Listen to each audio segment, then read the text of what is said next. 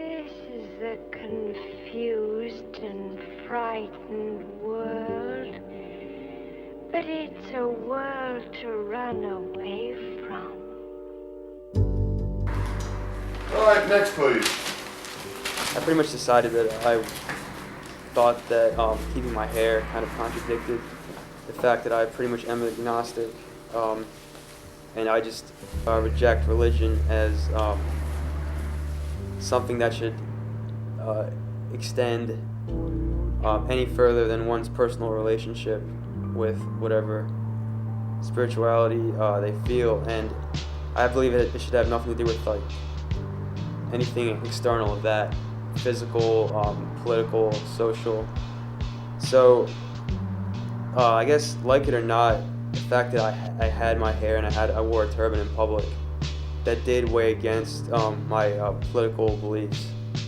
So that must have been around 10th grade when I started thinking about it. You see a lot of men with beards, and you see a lot of men with turbans and whatever, and a lot of people do look good in them, and I just didn't. Probably after I hit puberty, I just looked like, I guess you could say, pretty bad, and people definitely treated me like differently, and it wasn't because I was a Sikh. That was the funny thing. I just looked differently in a way that I looked like, I don't know, like not normal or something, I guess you would say. Like, I remember we would go to restaurants and stuff, and like the waiter or waitress, like for example, would just stare at me, even though I had a family with like all types of funny looking men with beards and turbans and like Indian dresses and stuff. Like, people would stare at me in that crowd.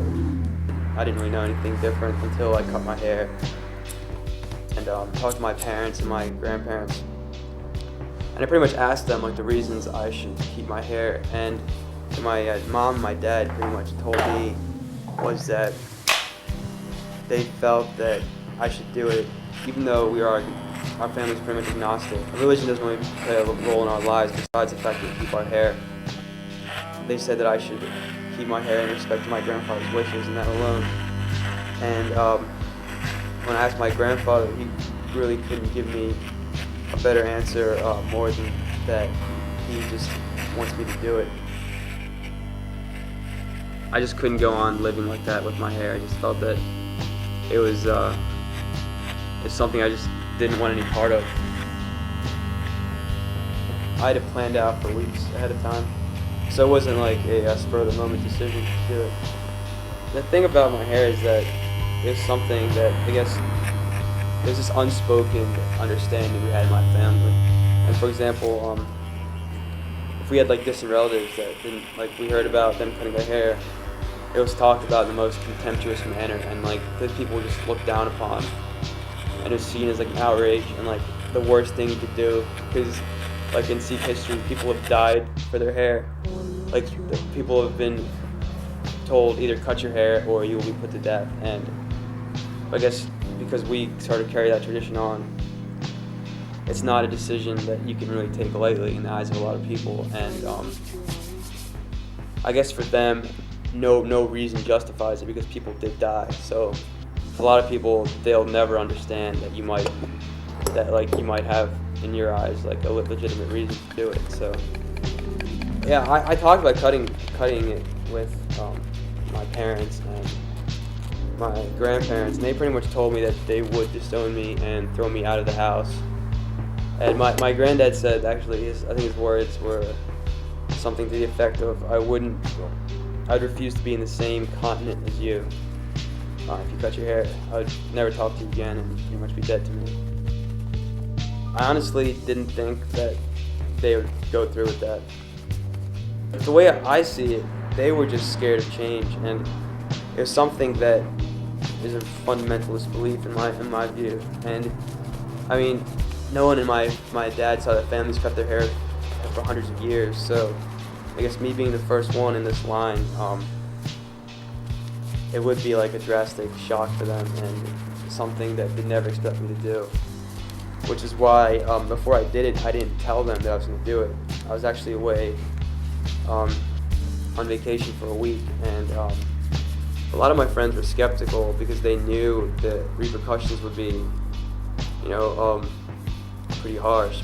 When I finally came to my decision, they were all very supportive of me, and they felt that it was the best thing to do too. So, and I cut most of my hair off. I mean, it was really actually hard to physically do it. It pretty much took all my courage, because for me, that's the most important thing. Pretty much cutting it would be such a horrible thing that it's something that extremely taboo thing to do. So I did feel kind of guilty about it, and I felt that it was wrong. When it came close time to doing it, this feeling, this religious, I guess I'll call it, I'm not religious, never have been, but I guess what you would call a spiritual high kind of took over me. If I believed in God, that would be a spiritual high or whatever. Yeah, I was kind of tripping out almost. And when I did it, originally kind of too afraid of the repercussions to actually straight up cut my hair and tell my parents that I cut it. So in a way to kind of avoid the repercussions and kind of trick my family, I kind of enlisted a couple of my friends to cut my hair at night and kind of stage it and have a camera to record it of some kids as a prank sneaking into the house and cutting my hair without my knowledge. And that was my original plan, and that's how it happened. I was laying in bed, and my friends came in and very much cut off my hair, and I just kind of felt that I had to do whatever it took.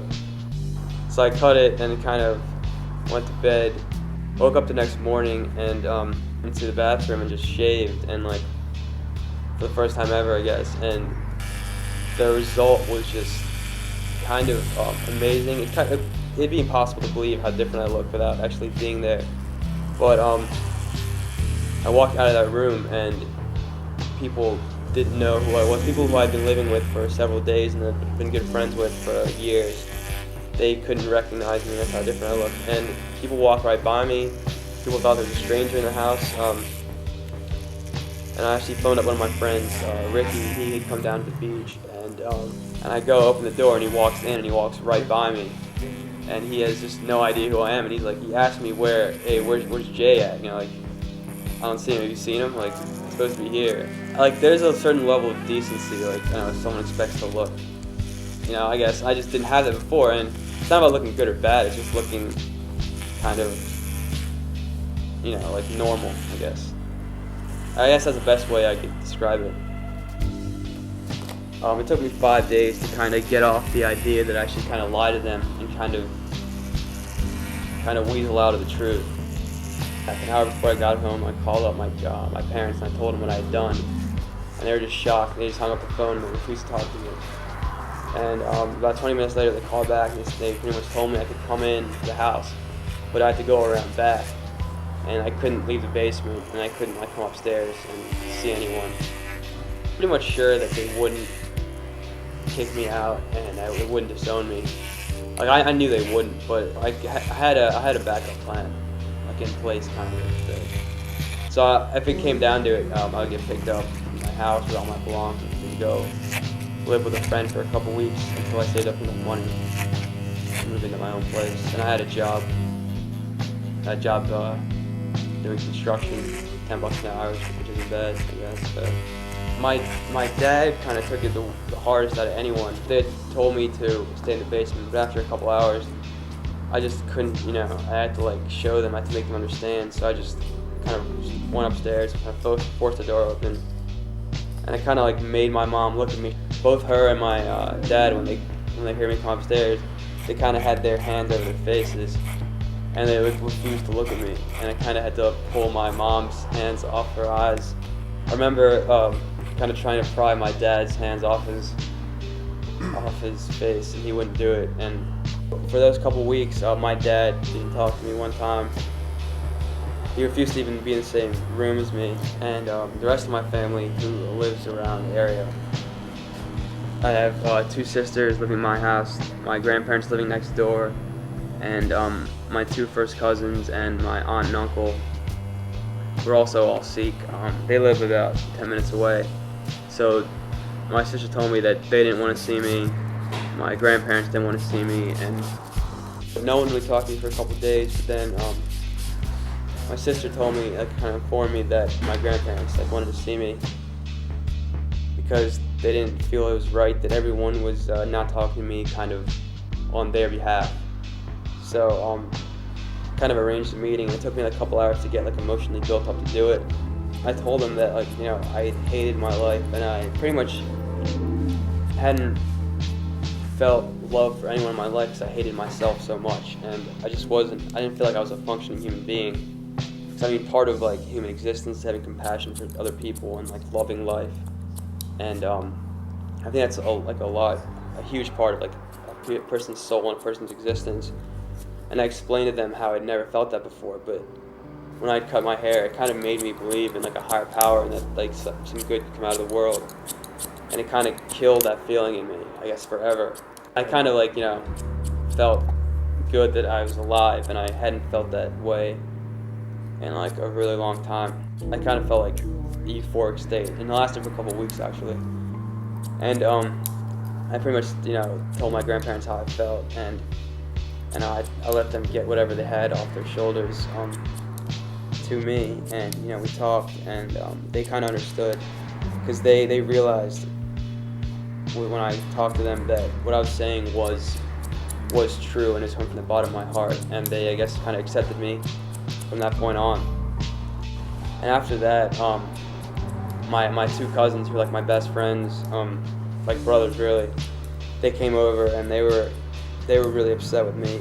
I mean, I explained to them, like I did everyone else, why I did it, and that I wasn't trying to separate myself from the family. As far as I was concerned, I actually was closer to the family than ever before after cutting my hair. I actually ended up meeting up with my dad about a month after that, so it ended up being 6 weeks until I saw my dad, and I guess we didn't really exchange any words, because he was the one person I didn't really know what to say to, because he wouldn't talk to me, so I wrote him a letter kind of explaining how I felt and why, the reasons I did it, and the changes that I felt in myself and why I thought it was worth it. He never responded to that letter. He said it's kind of funny, but not really, because it was kind of a tense moment. But he pretty much said if you're gonna cut your hair, at least get a decent looking haircut. You look like shit, basically. But he pretty much thought that I made a really stupid mistake, because I didn't really know about my culture and my heritage, and it's something worth dying for, he felt. And it shouldn't be done for a light reason, and he kind of thought that the reasons I did it were stupid and kind of selfish, and it was really stupid of me to risk my relationship with my grandfather for something stupid like cutting my hair. So that's pretty much how he felt about it. I think the first night that I cut my hair, we went out on the beach, and it's talking to my friends and stuff. And that was the first time I ever ended up talking to a girl, and a girl actually told me she liked me. I talked for a couple hours. I told her what I just gone through and stuff, and we ended up talking all night or whatever. But that was the first time a girl told me she was attracted to me. I still kind of had pretty bad acne, and I kind of was overweight still at that point.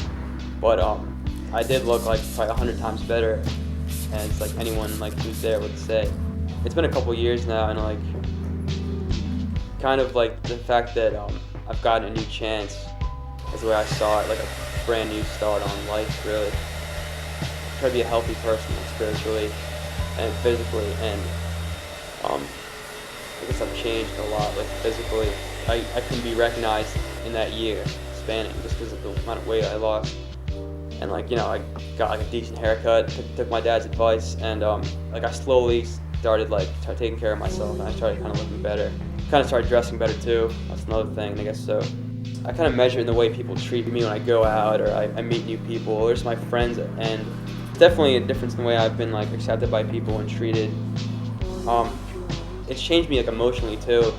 I've kind of become more self-confident and less shy and more sure of myself. And the relationships that I had before have become, I'd say, 10 times stronger than the past, because I kind of could be a better friend, and kind of not be so self-obsessed with like the way I looked that I wouldn't reach out and kind of engage people, engage my friends. So I started doing that.